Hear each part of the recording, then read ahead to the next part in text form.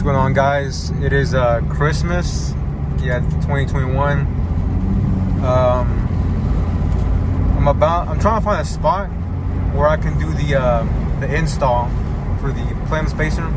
I can't do it at my house because I don't have a proper driveway and shit, so I'm gonna have to probably find a parking spot. But I'm trying to use some good scenery. But happy holidays, and I hope you guys enjoy this video. Okay, guys, we done made it to the spot over here. We're at Longhorn Steakhouse. Here's a look at the G. Looking pretty. It's a really pretty day. Yeah, check the drip, snap on, the Air Forces. Yeah, let's get to this video, man. And that is the stock exhaust, no modifications. But don't worry, I got the Tommy coming in, dog. Waiting for Perry. So it is idling at around 600, 500, which should be normal. I'll do a review on these hood pins in the future. These are really nice, man, for real. Well worth the money. Okay, guys, so if you're wondering, this is how it comes packaged. Well, I took it out. It is a Z1 angled Plenum spacer. So what that means is, so this is how it is from the front, and it is angled from the side. From this side, that's the 3/16, and then, or the 5/16, my bad. I forget what it goes down to here, but in the rear is where it goes smaller. The reason for that is because, as you know, the Plenum intake, the 2 cylinders don't get as much air as opposed to the rear. So what Z1 did is, they raise the front and keep the back, more or less angled down, because the front is what really needs the air to go in. So that's why I went with this kit exactly. And then it does come with your bolts and whatnot. And then let me place that down carefully. At the bottom, you do have the gasket. And someone might ask, well, shouldn't there be 2 gaskets? Well, you can just reuse your old one.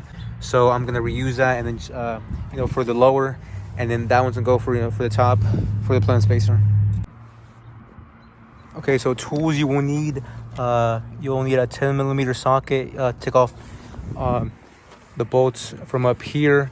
In my case, I will use an 8mm for the intake, and you will also need pliers.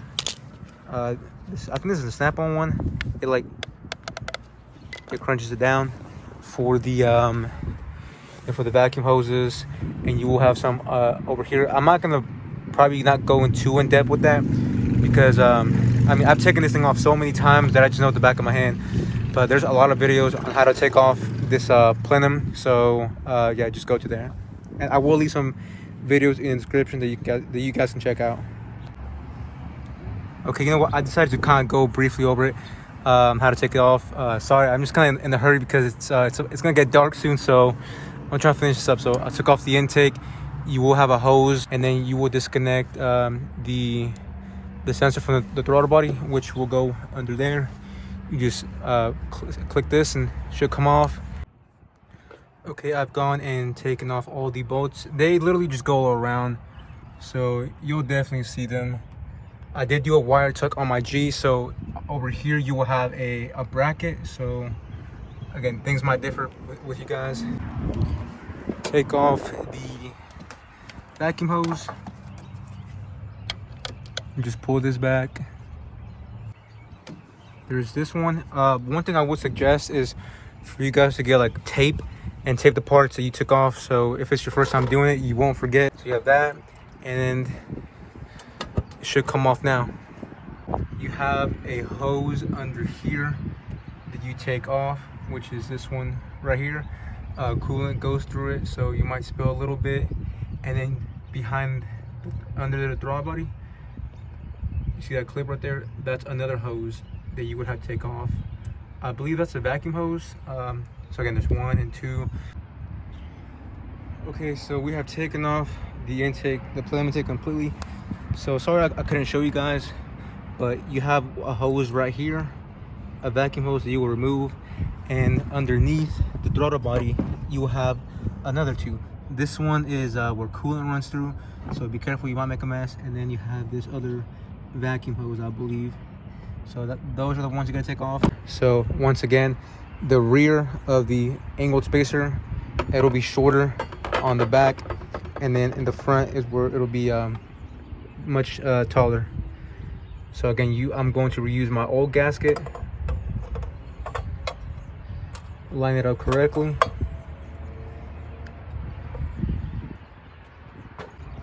Really easy. Surprisingly, my intake is not that dirty with oil, but there you have it, looking really beautiful. I do have the lower intake Plenum painted. I just gotta get this painted. I was thinking of painting this as well, but I think it'll look nice, just breaking up the color, the purple with the shiny. So next is of course the gasket that the Z1 gives you. It's a really nice gasket, so it's definitely gonna work really well. So this is what you get. You get these bolts, these washers, and all of this stuff. I just had a bird shit on this, bro. I am so fucking lucky. You guys have no idea. That shit is full of birds, bro. Here are the the long studs. These you take these washers. They have the little like soft fitting on there. Those are the ones that will go towards the back. So they go here. Yep, it is definitely getting dark. Okay, so if you guys didn't know, the small bolts that they give you, or screws, my bad, that Z1 gives you, they will obviously be the ones that go around, and then they give you this small washer. So the washers will go, where the screws are, all around. And there we have it, guys. I mean, I still gotta tighten the bolts for the intake. It does, since it did raise a little bit, I don't think I can put the washer and bolt right there, but it's all good because it's hanging down here.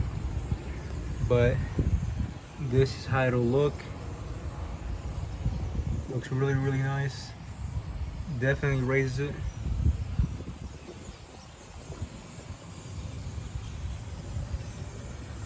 Very nice. All right, man, fingers crossed nothing goes wrong. Again, normal idle is 600, 700, so let's see what changes. It was sitting for about maybe 40 minutes to an hour. Waiting for pairing.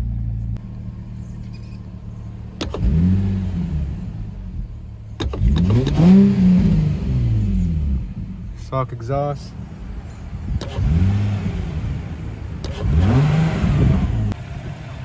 Okay guys, so it is actually the next day after the installation. So I was driving it for 20 minutes, and so it is up to temperature. The idle still stays around 500, 600, which is normal for these cars. It is NA power, so you're not gonna get too much of a big difference when you have the intake, the 75mm throttle body, and the Plenum spacer. It's gonna give you more air, so that gives it more power. And the only difference that I really noticed was the intake. It sounds more louder. It does give more the chirpy noise. Okay guys, we're back in the car. I felt kind of awkward just being out there just recording and stuff.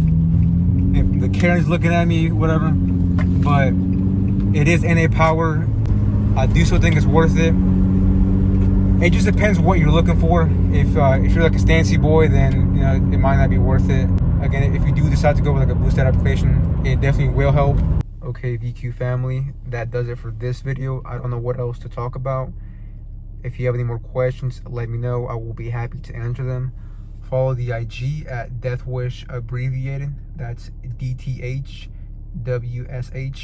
and I will catch you guys in the next one.